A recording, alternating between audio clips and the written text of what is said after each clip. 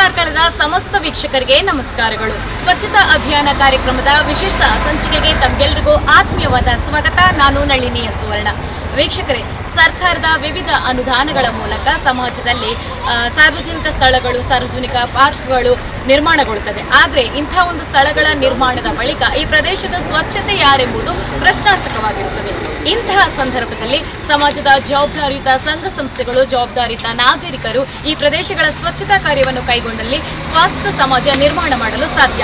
ಇಂತಹ ಒಂದು ಆಲೋಚನೆಗೆ ನಿದರ್ಶನ ಎಂಬಂತೆ ಇಂದು ಕಾರ್ಕಳ ತಾಲೂಕು ಕಚೇರಿಯ ಬಳಿ ಇರುವಂತಹ ಅಟಲ್ ಬಿಹಾರಿ ವಾಜಪೇಯಿ ಉದ್ಯಾನವನದಲ್ಲಿ ಕಾರ್ಕಳದ ರೋಟರಿ ಕ್ಲಬ್, ರೋಟ್ರಾಕ್ ಕ್ಲಬ್, ಹಾಗೆಯೇ ಕಾರ್ಕಳದ MPM ಕಾಲೇಜಿನ ರೋಟ್ರಾಕ್ ಕ್ಲಬ್ ಮತ್ತು ಜ್ಞಾನಸುಧಾ ವಿದ್ಯಾಸಂಸ್ಥೆಯ NSS ಘಟಕ ಹಾಗೂ ಕಾರ್ಕಳದ ಸ್ವಚ್ಛ ಬ್ರಿಗೇಡ್ ತಂಡವು ಸ್ವಚ್ಛತಾ ಕಾರ್ಯವನ್ನು ಕೈಗೊಂಡಿದೆ. ಬನ್ನಿ ವೀಕ್ಷಕರೇ, ಈ ಆಲೋಚನೆಯ ಬಗ್ಗೆ ಈ ಒಂದು ಸಂಘ ಸಂಸ್ಥೆಗಳು, ವಿದ್ಯಾರ್ಥಿಗಳು ಏನು ಹೇಳ್ತಾರೆ ಎಂಬುದನ್ನು ಈ ಸಂಚಿಕೆಯಲ್ಲಿ ನೋಡೋಣ. ನನ್ನ ಹೆಸರು ಕಾರ್ತಿಕ್. ನಾನು ಪ್ರಸ್ತುತ ಕಾರ್ಕಳ ಜ್ಞಾನಸುಧಾ ಗಣಿತ ನಗರದಲ್ಲಿ ನನ್ನ ಪ್ರಥಮ PhD ವ್ಯಾಸಂಗ ಮಾಡ್ತೇವೆ. ನಾವಿವತ್ತು ಇಲ್ಲಿ ಅಟಲ್ ಬಿಹಾರಿ ವಾಜಪೇಯಿ ಉದ್ಯಾನವನದಲ್ಲಿ ನಾವೆಲ್ಲ ಕಾರ್ಕಳ ಜ್ಞಾನಸುಧಾದ NSS ಘಟಕದ ಎಲ್ಲ ಸ್ವಯಂ ಸೇವಕರು, ಅಂದರೆ ನಾವೆಲ್ಲ ವಿದ್ಯಾರ್ಥಿಗಳು, ಸ್ನೇಹಿತರೆಲ್ಲ ಸೇರಿ ಸ್ವಚ್ಛತಾ ಕಾರ್ಯಕ್ರಮವನ್ನು ಮಾಡ್ತಾ ಇದ್ದೇವೆ. ಓಕೆ, ನೀವೆಲ್ಲ ಸ್ಟೂಡೆಂಟ್ಸ್ ಬಂದಿಲ್ಲಿ ಕೆಲಸ ಮಾಡ್ತಿದ್ದೀರಾ. ಇದು ಪಬ್ಲಿಕ್ ಪ್ಲೇಸ್. ಸೊ ಇಂಥ ಒಂದು ಪಬ್ಲಿಕ್ ಪ್ಲೇಸ್ನಲ್ಲಿ ಒಂದು ಸಂಘ ಸಂಸ್ಥೆಗಳು ಹಾಗೆ ವಿದ್ಯಾರ್ಥಿಗಳು ಸ್ವಚ್ಛತಾ ಕಾರ್ಯ ಮಾಡುವಂತ ಮಹತ್ವತೆ ಎಷ್ಟು ಇದೆ? ಅದು ಬಹಳ ಮಹತ್ವ ಇದೆ. ಜೊತೆಗೆ ನಮಗೊಂದು ಸಂತೋಷ ನೀಡುವಂತಹ ಕೆಲಸ ಕೂಡ ಹೌದು. ಪ್ರಸ್ತುತ ನಾವು ಕಾಣ್ಬೋದು ನಮ್ಮ ಸಮಾಜದಲ್ಲಿ ಅನೇಕ ರೀತಿಯ ಈ ಸ್ವಚ್ಛತೆ ತೊಂದರೆಗಳು ಕಂಡು ಬರ್ತದೆ. ಹಾಗಾಗಿ ಈ ನಿಟ್ಟಿನಲ್ಲಿ ಸ್ವಚ್ಛತೆಯನ್ನು ಕಾಪಾಡುವಲ್ಲಿ ಇಂತಹ ಸಂಘ ಸಂಸ್ಥೆಗಳಿರ್ಬೋದು ಅಥವಾ ನಾವೆಲ್ಲ ವಿದ್ಯಾರ್ಥಿಗಳು, ಯಾಕಂದ್ರೆ ವಿದ್ಯಾರ್ಥಿಗಳೇ ಮುಂದಿನ ನಮ್ಮ ದೇಶದ ನಾಗರಿಕರು. ಹಾಗಾಗಿ ನಾವೆಲ್ಲ ಸೇರಿ ಸ್ವಚ್ಛತೆಯಲ್ಲಿ ಪಾಲ್ಗೊಳ್ಳುವುದು ಬಹಳ ಮುಖ್ಯ. ಯಾಕಂದ್ರೆ ಒಂದು ಸ್ವಚ್ಛತೆಯನ್ನು ಸಮಾಜದಲ್ಲಿ ಕಾಪಾಡುವುದರಿಂದ ಜನರ ಆರೋಗ್ಯ ಕೂಡ ಚೆನ್ನಾಗಿರ್ತದೆ. ಆದ್ರಿಂದ ಎಲ್ಲ ನಾಗರಿಕರು, ಒಬ್ಬ ಜವಾಬ್ದಾರಿಯುತ ನಾಗರಿಕನ ಕರ್ತವ್ಯ ಕೂಡ ಆಗಿದೆ.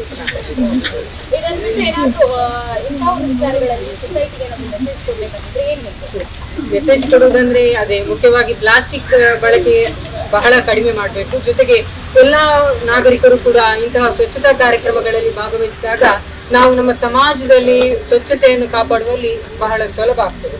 Okay, thank you.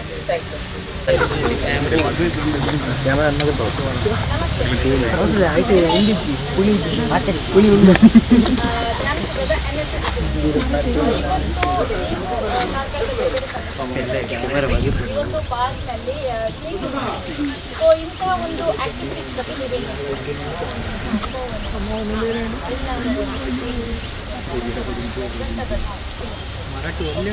Public place ಅಲ್ಲಿ ಸ್ಟೂಡೆಂಟ್ಸ್ ಹಾಗೆ ಒಂದು ಸ್ವಚ್ಛತೆ ಮಾಡುವಂತ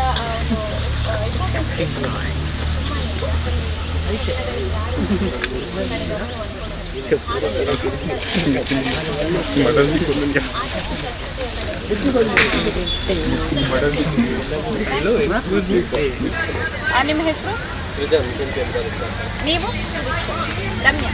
ಓಕೆ, ಆಸ್ ಎ ಸ್ಟೂಡೆಂಟ್ ಆಗಿ ಇವತ್ತು ನೀವು ಇಲ್ಲಿ ಉದ್ಯಾನವನದಲ್ಲಿ ಸ್ವಚ್ಛತಾ ಕೆಲಸ ಮಾಡ್ತಿದ್ದೀರಿ. ಸೊ ಈ ಬಗ್ಗೆ ನಿಮ್ಮ ಅಭಿಪ್ರಾಯ ಏನು? ನಾವು ಅಂದರೆ ಈಗ ಇತ್ತೀಚಿನಲ್ಲಿ ಪಾರ್ಕ್ಗಳು ಹಲವಾರು ಕಡೆ ಅಭಿವೃದ್ಧಿ ಅಂತ ತುಂಬ ಹೆಚ್ಚಿದೆ. ಅಲ್ಲಲ್ಲಿ ಪಾರ್ಕ್ ಆಗ್ತದೆ. ಆದರೆ ಪಾರ್ಕ್ ನಿರ್ಮಿಸುವಾಗ ಎಲ್ಲ ಇರ್ತಾರೆ. ಪಾರ್ಕ್ ನಿರ್ಮಿಸಿದ ಮೇಲೆ ಪ್ಲಾಸ್ಟಿಕ್ ಅದನ್ನೆಲ್ಲ ಬಿಸಾಕಿ ಪಾರ್ಕಿಗೆ ಬಂದು ಬಿಟ್ಕೊಳ್ತಾರೆ. ಮತ್ತು ಪ್ಲಾಸ್ಟಿಕ್ ಅದೆಲ್ಲ ಬಿಸಾಕಿ ಹೋಗ್ತಾರೆ. ಆದಮೇಲೆ ಪಾರ್ಕ್ ನಿರ್ಮಾಣ ಆದಮೇಲೆ ಅದು ಕ್ಲೀನಿಂಗ್ ಏನು ಮಾಡ್ತಾರೆ ಅಂತ ಅದು ಯಾವುದು. ಹಾಗಾಗಿ ನಾವು ಕ್ಲಬ್ಬಿಂದ ಕ್ಲೀನಿಂಗ್ ಅಂತ ಬಂದಿದ್ದೀವಿ. ಹಾಗೆ ಎಲ್ಲರೂ ಬೇರೆ ಕ್ಲಬ್ನವರೆಲ್ಲ ಆ ಥರ ಯೋಚನೆ ಮಾಡಿದರೆ ನಮ್ಮ ಕಾರ್ಕಳ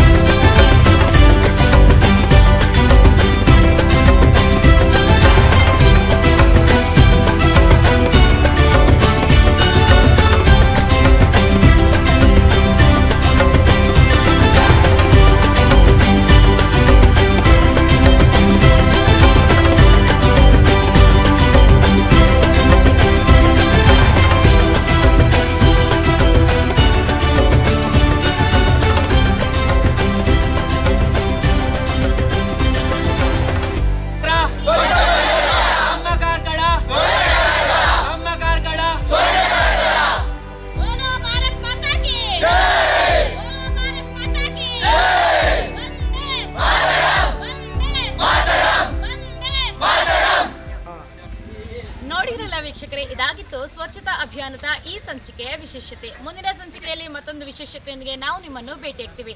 ಹೆಚ್ಚಿನ ಮಾಹಿತಿಗಾಗಿ ನಿಮ್ಮ ನೆಚ್ಚಿನ news Karkala YouTube channel subscribe ಮಾಡಿ. ಧನ್ಯವಾದ.